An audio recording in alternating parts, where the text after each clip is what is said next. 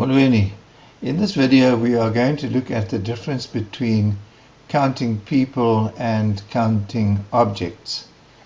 So in isiXhosa, the difference lies in, as I say, what you are counting. So here we are going to first of all count abantu, and it is that aba which plays a prominent role.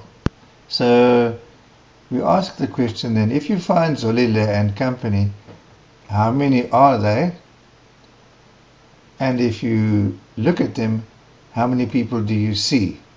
So you will see that there is actually a difference in the question as well as in the response to those two questions.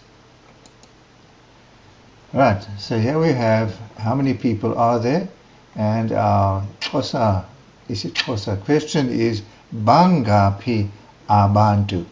Bangaphi abantu? Bangaphi abantu? You can see the ba in the word abantu. So if there's one person only, we will say mnye.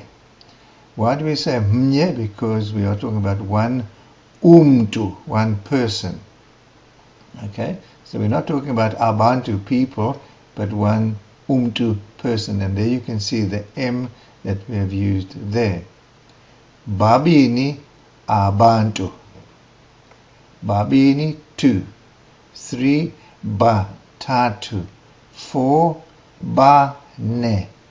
5 bahlanu. 6 batandatu. 7 basixhenxe. 8 basibhozo. 9 balitoba. 10 balishumi. 11, just a few examples beyond 10. Balishumi, there are 10. Elinanye plus 1. 11. 20. Ngamashumi tens. Amabini 2. 2 tens. 21. Ngamashumi tens. Amabini 2. Ananye plus 1.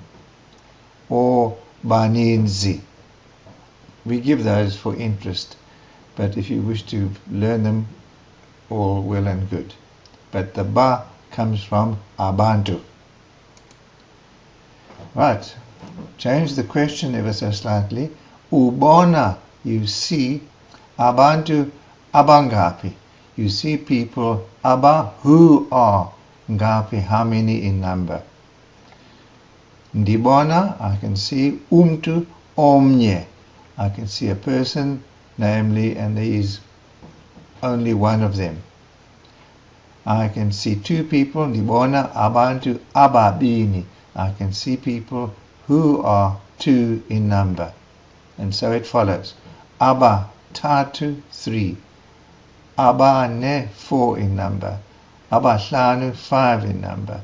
Abathandatu 6 in number. Abasixhenxe 7 in number. Abasibhozo 8 in number. Okay, let us now go and look at counting things, objects. Instead of counting abantu, we are going to count izinto. So, and more specifically, izinto are things. So let's make those specific things books. How many are there? And how many have you read? Right, so if there's only one book, inye. There are two books, zimbini. Okay, inye from incwadi. Zimbini, because of the fact that between the two Z's we have, between the two I's, we have a hidden Z. So if we do that, it becomes a little bit more clear. But it is zimbini because we cannot say zin, an N and a B. Okay? N and a B don't combine well. It's much easier to say zimbini. But there's the zintatu, zine, zintlanu, zintandatu, And from 7 onwards you have to be careful. Z, not zin. Z, sixhenxe. Z, sibhozo. There's a grammatical issue at play here. There are 9 books. Z, lithoba. Z, lishumi. Z, lishumi elinanye. There are 10 plus 1. Zingamashumi amabini. There are 2 tens. Z, ngamashumi amabini ananye. An N there. 2 tens plus 1. Zininzi. But we get the Z from the fact that it theoretically is izincwadi, but the Z, as I say, has fallen away. So that Z is there in theory only. Right. How many books have you read? Ufunde. Funda is to read. Ufunde. You have read incwadi books. Ezingapi, which are how many in number? Ndifunde incwadi enye.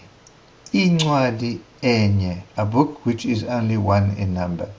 In N. Incwadi ezimbini. Just now we had zimbini, now it's ezimbini. Ezintathu, ezine, ezinhlanu, which are 5 in number. Ezisixhenxe, which are 7 in number. I've left out 6 there. Ezisibhozo, which are 8 in number. Let's just put that in quickly.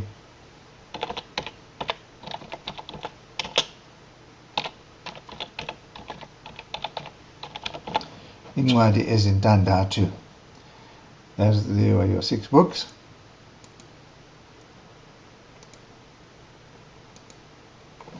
Okay, and if you've read 9 books, ndifunde incwadi ezilithoba, which are 9 in number, ezilishumi, which are 10 in number, ezilishumi elinanye, which are 10 plus 1 in number, ezingamashumi amabini, which are 2 tens in number, 20, ezingamashumi amabini ananye, which are 2 tens plus 1 in number.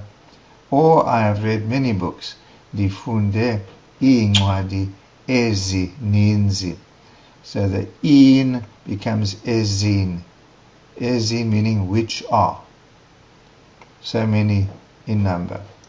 The Z, which you saw, tells us there are so many in number. Okay, there will be practice on this in a quiz. Enkosi kakhulu.